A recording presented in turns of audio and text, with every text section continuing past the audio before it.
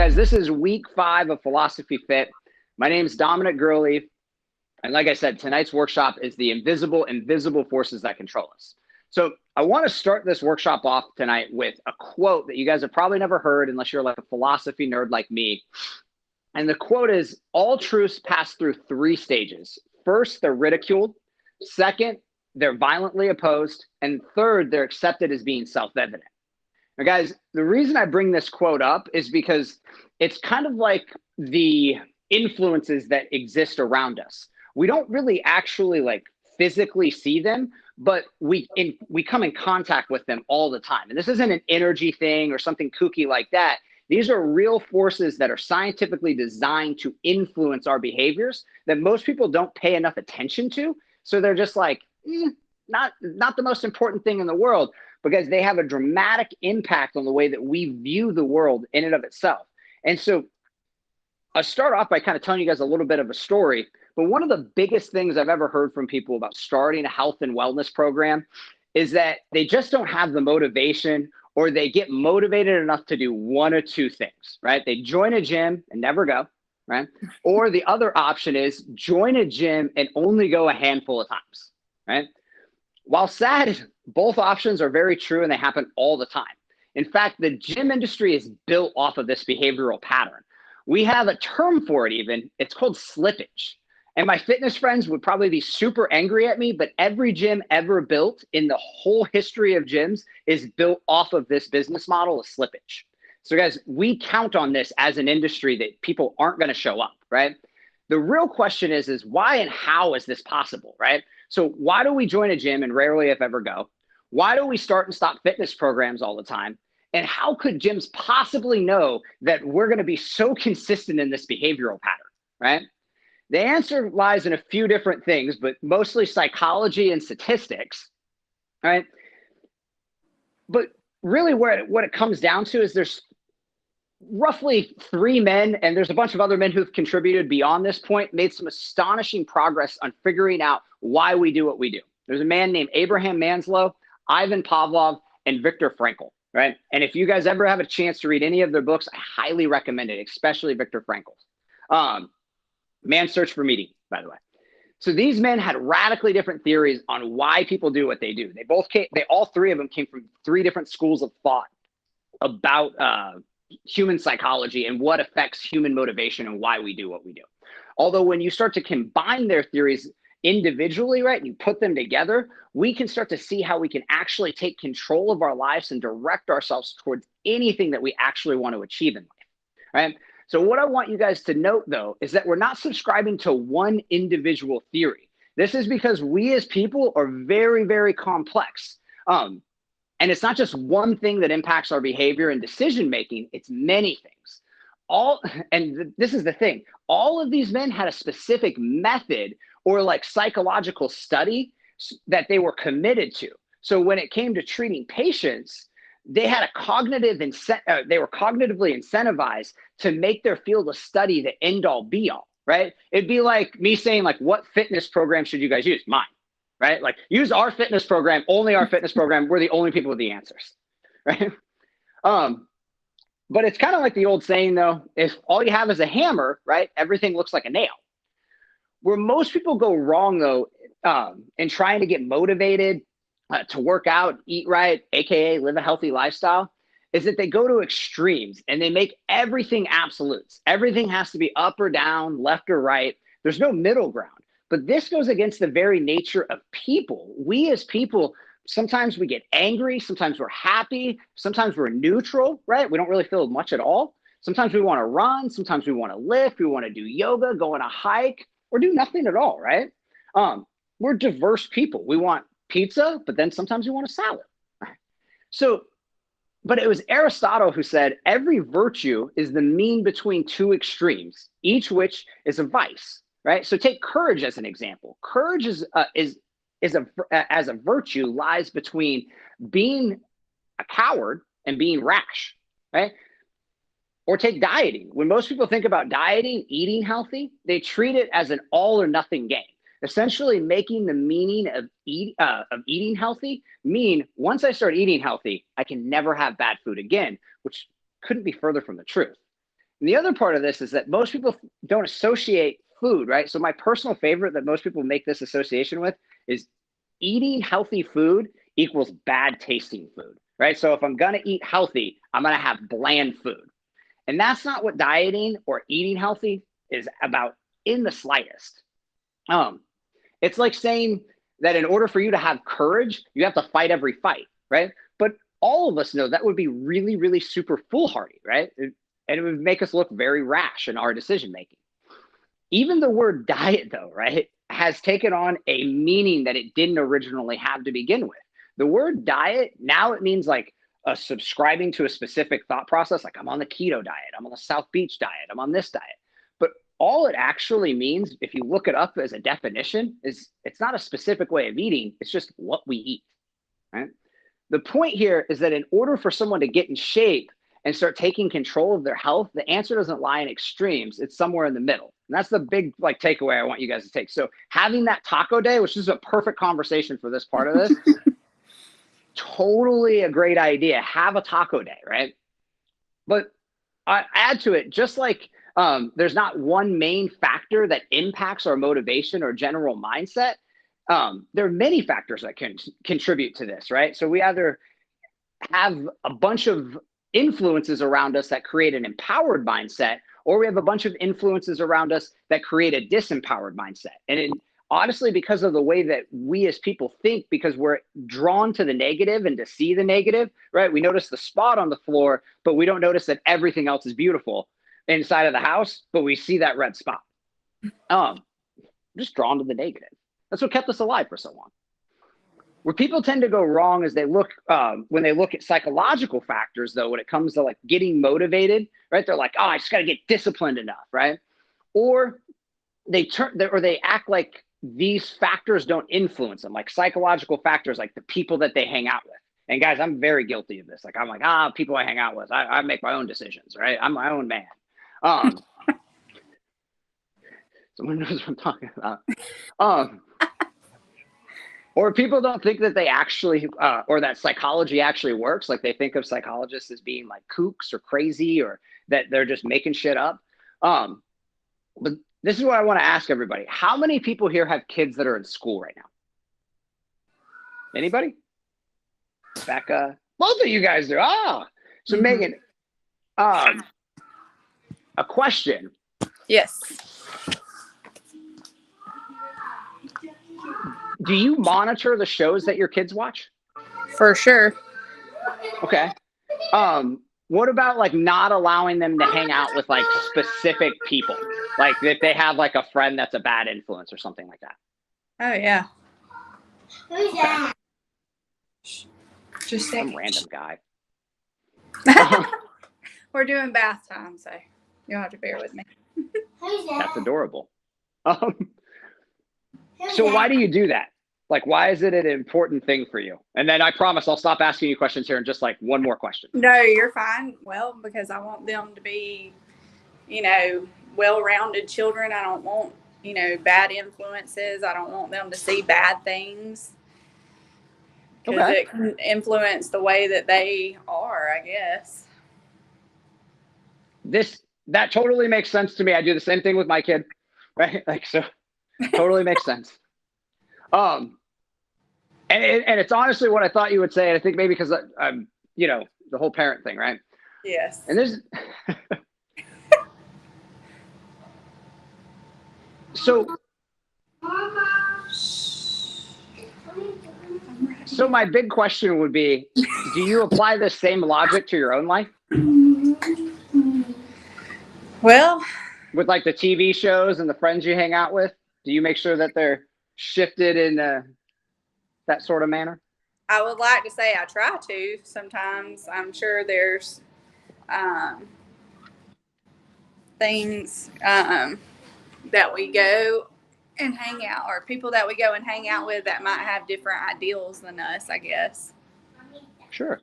Mm-hmm. And I'm not mentioning, not pointing fingers. I'm not easily offended, I promise. All right, good. So guys, know that I'm not pointing fingers. In fact, this is a normal behavior for most people. is that they don't really look at like the cognitive influences that surround them in their life.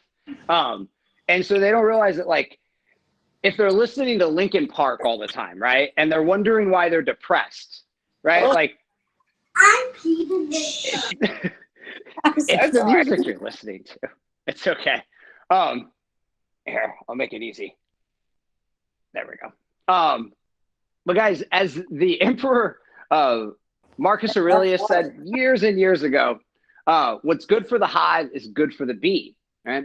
So we think it's important that our kids don't have any bad influences, but we don't think it's important that we don't have any bad influences. We don't monitor those influences the same way that we would anything else.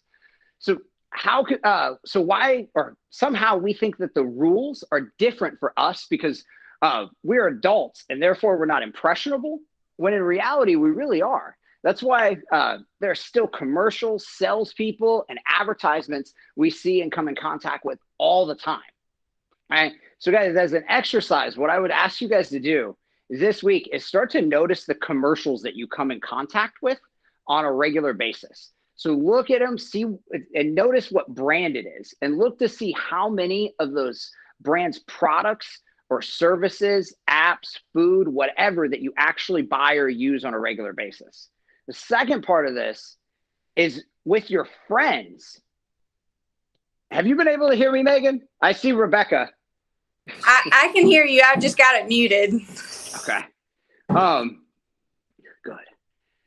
The second part of this, guys, is with this exercise, see how many products and services, cars, and so on you and your friends have that are the same or similar.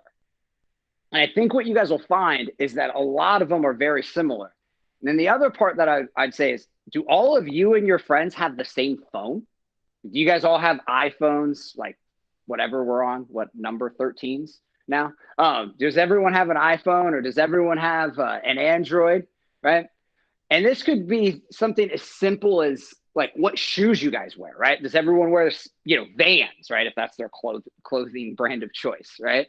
Or if they're getting new clothes, do people go out and get the same clothes at the same time, right? Or different, or you see, your friend with a new dress, and so you're like, you know what? I need to go get a new dress.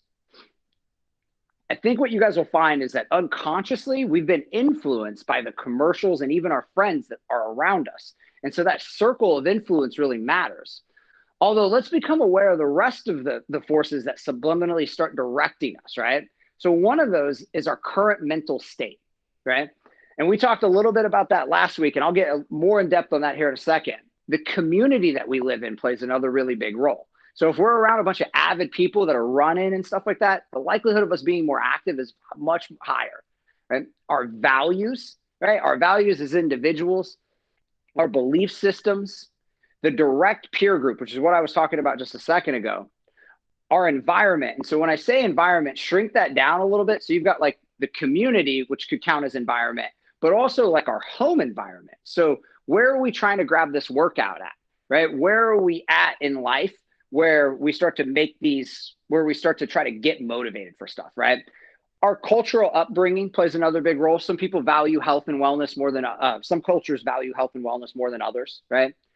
The meaning of events that we apply to stuff. So if we're missing a workout and we say to ourselves, man, this is just something I do, I always do this, and we make it an absolute and we apply it as a trait, right? And that becomes the meaning behind us missing a workout. It's pretty easy to guess what's going to happen the next time we have a little bit of a challenge happen, right?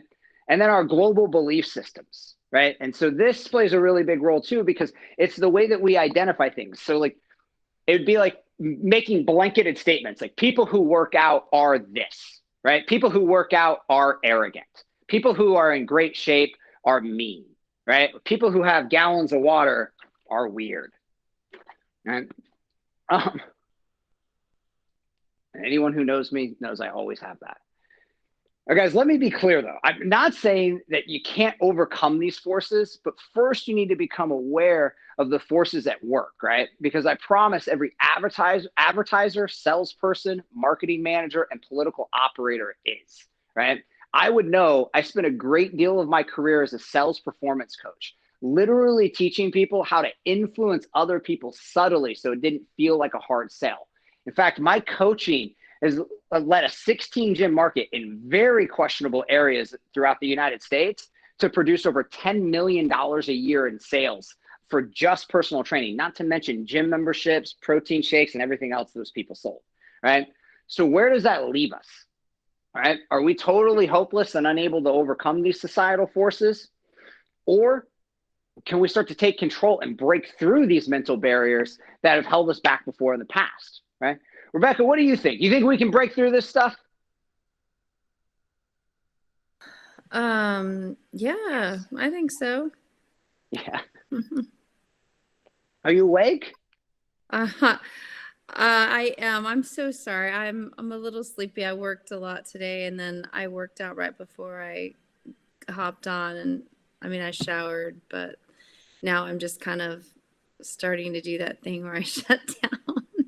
No, you went in, you got your workout in. That's beautiful. If I could high five you through the computer, I would. Thank you. So guys, my big point is these other people that are out there, the marketers, the political people, the sales people, all that stuff, like either we take control of our mind and we start getting aware of what's going on, or they take control of it. And that's the biggest thing I can say, a walk away from this, is that we can take control or they can take control, right? So guys, let's jump back into it. The most important question, sorry, I had to get myself back on track of what I was thinking about. The most important question I guess we could answer at this point is, what forces can we quickly start to control, right? What forces can we, start to shift now, right? Well, we talked about one of them last week, right? And I keep bringing it up, our current mental state, right? The next thing that we can control relatively easy is our own personal environment and how we start to impact that.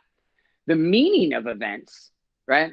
Our belief systems, our values, and our global beliefs. And guys, we're going to cover each one of these topics over the next few weeks, but I do want to go over one of them that I think will be really easy for you guys to start to make a shift in, okay?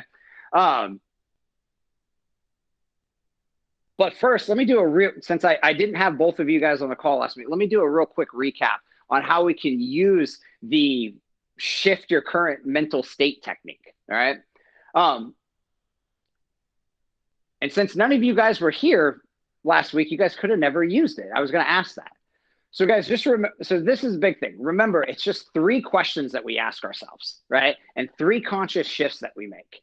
So the first one is, what am I focusing on right now, right? Where's my focus? Am I focused on all the things that I have to do as I'm heading into the gym? Or am I focused on, man, I got to go and work out. This is going to be awesome, right? Or, man, I got to go crush this. Sorry, that's the language I use. I got to go crush this workout. I'm still a bro at heart. All right. Right. And the other part of this is, how are we starting to use our body, right? Do we have our body on droop, right? Are we our head down and our shoulders down? Are we breathing shallow, right? Or do we have our head up and our shoulders back and starting to move with some energy about ourselves, right? So guys, the way that we use our body impacts our energy levels in a great deal. So guys, if you want to get excited, start to shift the way that you're using your body, start to shift the way that you're breathing. Breathe deeper, right? In through the nose, out through the mouth. This will be Rebecca, you do that right now. In through the nose, out through the mouth. And then the last part, what's my inner dialogue about, right? Like, what am I saying to myself as I'm becoming discouraged to do the thing that I want to go and do, right? Am I thinking in absolutes, like, this is just what I do, this always happens? Or am I thinking like, man, I'm getting so much better because I actually notice this. Like, I'm actually aware that I'm going through this rumination process of like talking to myself in a self-defeating sort of way, right? And then knowing that like this accountability muscle or this willpower muscle is just something that we need to work, right? And it's a practice thing, so that the more that we practice it, the easier it becomes. The more that we overcome that desire to take a break, the easier it is for us to be able to go and break through it the next time. And then to a point where it just becomes easy for ourselves, right? So let's tackle the environment issue that I was telling you guys about. So kind of telling you guys a little short story, right? And so everybody's seen the guy or girl who's in great shape. They're walking into the gym. They have their headphones on, a gallonish bottle of water, right? And an annoyingly oversized gym bag, right? And likely most of you have never really talked to this person, may or may not have written them off as a mean person, to put it nicely. But what that person is anything to do with them being mean or unfriendly, they're simply just going into state, right? They've likely created a playlist of songs that pump them up and get them in the zone, so to speak. So guys, that brings me to our first exercise of today, right? Which is step one, start to change your environment. Put together a workout song list, right? So a series of songs that get you pumped up, right? These songs don't need to be anything specific except for that you personally get motivated and invigorated by hearing them. So that way you've got something to look forward to. Like, man, I can put in my music, I can get jacked up, and I can start to change my state. Or maybe you listen to motivational stuff, right? And you want to throw in like Tony Robbins or Jack Canfield or someone like that, right? I was trying to think of another one. Now let's jump back into this story though, right? So I'll say this about the person who's coming in. It's likely that the prep that they're doing didn't start when they were just walking into the gym and then throwing on some headphones as they were coming in, right? This person is more than likely has been looking forward to their workout all day long. In some way, shape, or form, they've been talking about it in their head, telling themselves how excited they're going to be to train. But the big thing is it's not so that they can fix a deficit, but so that they can improve. And guys, this is an important thing to note. Not so that they can fix a deficit, but so that they can improve. There isn't a mindset that they're coming from a place of lack or that they're somehow less than because they need to work out to be healthy. Only a desire to become better, right? Whereas most clients I've ever seen are always trying to lose something or fix something in some way about themselves. While the difference in thinking is subtle, it's an important distinction to make. You guys aren't lacking anything. You're growing, you're helping yourself perform better in every aspect of your life. And so please, guys, remember that. Every time you guys work out, you're becoming a better mom, right? You're going to have more energy to contribute to your kids. You're going to be setting a better example for your kids. They're going to be like, wow, like, look at mommy. She's so dedicated to working out. Or look at dad. He's so dedicated to working out. Besides the growth mindset, though, most achievers have consciously or unconsciously implemented a technique of building anticipation for their workout. So they find something about going into that environment that's exciting, whether it's the music that they set up for themselves or their post-workout snack that they get. Like I used to eat gummy bears post-workout all the time. That was something. Oh, that's what I'm talking about. See, it's a carb. It's important. Okay. But guys, I'd say that probably the biggest thing, and it's harder like as a parent, because I think very often we have to just do it in the morning. You'll have to get it. Right. We got to go and get it. But guys, you got to set up your daily routine to eliminate or at least limit the distractions before heading into the gym to be able to go work out. In some cases, that means turning your phone to do not disturb, right? Or there are even some who realize that if they don't stop in first thing after work or before work, that they aren't getting that workout in at all, right? Compare that with the average American who jumps into their car and starts listening to the news or a podcast or starts making calls that will more than likely obligate them to go and do something at the end, right? So guys, this brings me to my second exercise, right? Or the second exercise I'm going to ask that you guys do. Identify the distractions that suck you in and stop you from grabbing a workout, right? And then the second part of this exercise is create 2 to 3 ways to eliminate or lessen the possibility of getting distracted by these distractions in the future. Sorry. It's okay. Now guys, one of the big things I want to note is I've had this problem with time before. And so like I've had to overcome this as an issue as well.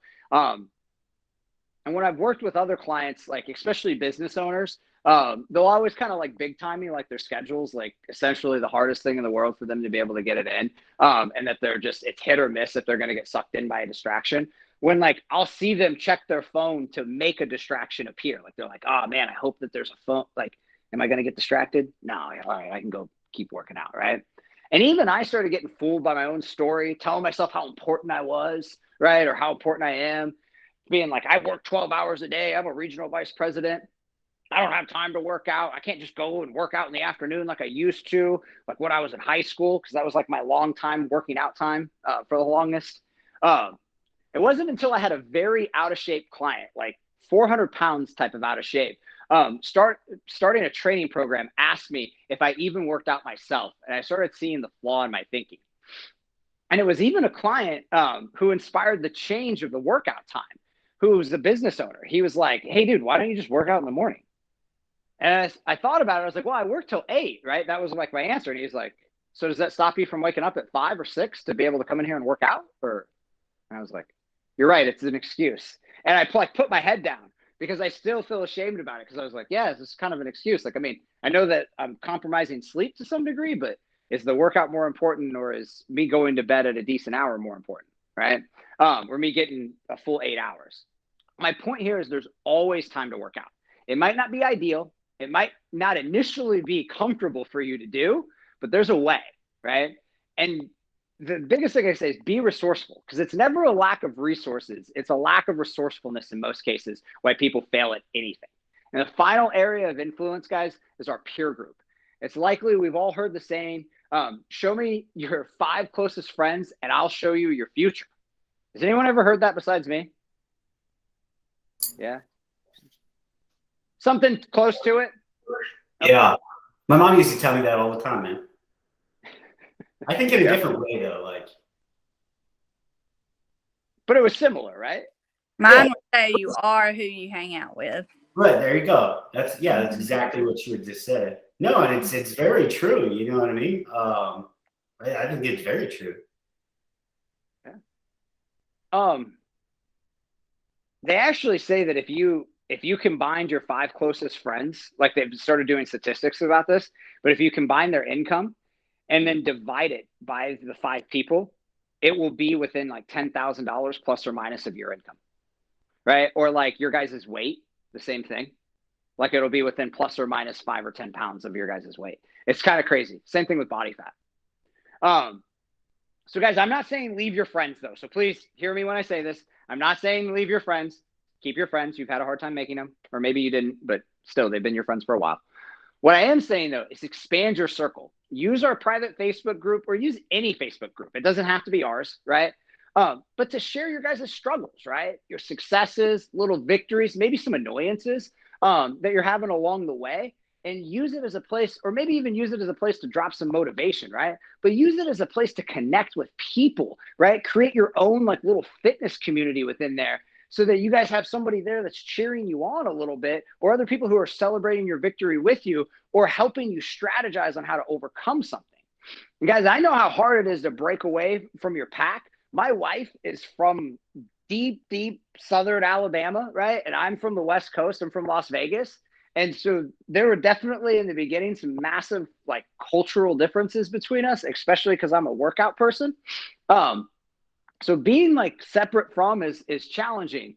So when I first met my wife's family, though, they thought I was the strangest person ever because I ate different food, I worked out all the time, and I constantly had a bottle of water next to me. They wouldn't like directly tell me that working out was stupid or a waste of time or anything like that. Honestly, they would ask me questions about it because they wanted to do it too. But it was like the subtle little jabs that we fitness people get. Like when people say to us like, oh, Dom doesn't want any dressing because he's healthy, right? We're like I don't want good food. Dom, I can't believe you're eating cake. I thought you never ate things like that. Or, well, after Dom and Maggie get back from working out, we can go, right? We can finally go. Or, are you working out again? Is this like an everyday thing, right? If I put more thought behind it, I'm sure I could think of some other stuff that they've said. But my main point here is people will unintentionally discourage us, and they don't mean to do it at all. It's not because they want you to fail, but because they don't want to lose you as a person. They're afraid if you get in better shape, you'll get different friends, or you won't want to hang out with them as much, or you'll actually think less of them, right? For not working out, not eating right, right? Which isn't the case at all. I know that, right? But that's people's fears. They start to worry about this stuff, and whether it could be conscious or subconscious. But being able to have another set of friends that you can turn to in moments like that can be really helpful, especially with the holidays coming up, guys, because this is the time of year where the average American gains somewhere between 5 and 10 pounds, right? So, guys, we've got to create a community, a pack of people where we can draw strength from one another, where we can start to overcome these unseen forces that stop us from being all that we can be. So, guys, next week, what we'll do is we'll cover another one of the invisible forces. I'll share with you guys some more strategies and ways of thinking and distinctions to move past these forces into a movement that's really going to enhance the quality of your life. So, guys, as a recap, what we did, Chris took the time to be able to make a really cool PDF like questionnaire that he's going to send out. Or Chris, it's a fillable, right? Yes. Sorry, it's muted, but yes. Okay. So Chris did the fillable. And so he's going to have all the questions that we went over. And then, guys, I'm going to get some more examples about like using these other forces and how we can start to shift some of this stuff, because a lot of the stuff that happens with like how many people here have been super inconsistent with eating well, like eating healthy? Okay. I've been inconsistent before too.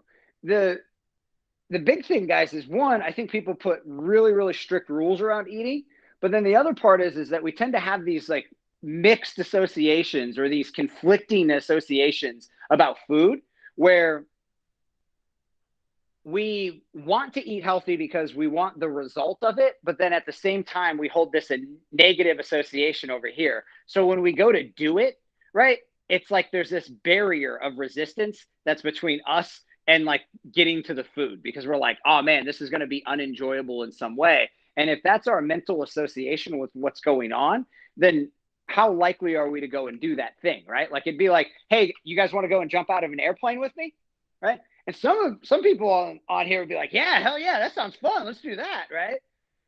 And then other people are going to be like, you're insane. No, right?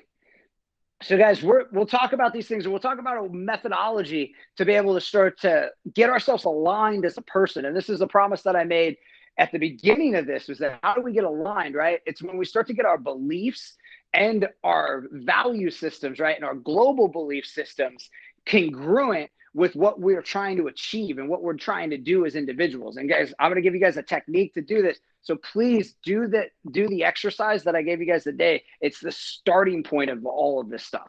Guys, thank you very, very much for taking the time out of your night to hang out with me a little bit and multitask in some cases. Did everyone get like some value? Did you guys make some good distinctions about anything, about everything? Definitely the influences around us, for sure. Good, great. No, it's awesome. Yeah, the one big thing I think is that you always hear your parents talk about like, oh, you don't need to hang out with them. Oh, you don't need to hang out with them. But then like, I mean, it was like my early 30s, I think, when I finally started to like realize that. You know what I mean? Maybe I caught on late, but every now and again, you've got somebody that's like that's in your social circle, and you're trying to, hey, come on, catch them up to speed. But sometimes you just gotta, cut them loose, man. Mm-hmm. And it's really just so that you can further progress or focus on yourself more, because just like Dominic said, like he didn't use this very analogy, but one rotten apple. You ever have a basket of fruit, right? You get an orange, it starts to kind of rot, and it starts to kind of it starts to rot all the other pieces of fruit that's in that basket. So yeah, definitely checking that social circle every now and again, making sure that we got the right people around us. And guys, that's why we did like this format, right? And maybe we need to figure out a different time, but I like the idea of people being able to come together, because studies show that the more of like a support group we have, right, we're that much more likely to be able to be successful in what we're doing. So again, guys, thank you for playing full out. I'm glad that you guys were able to make some distinctions about everything and start to become aware of it. Chris is going to push that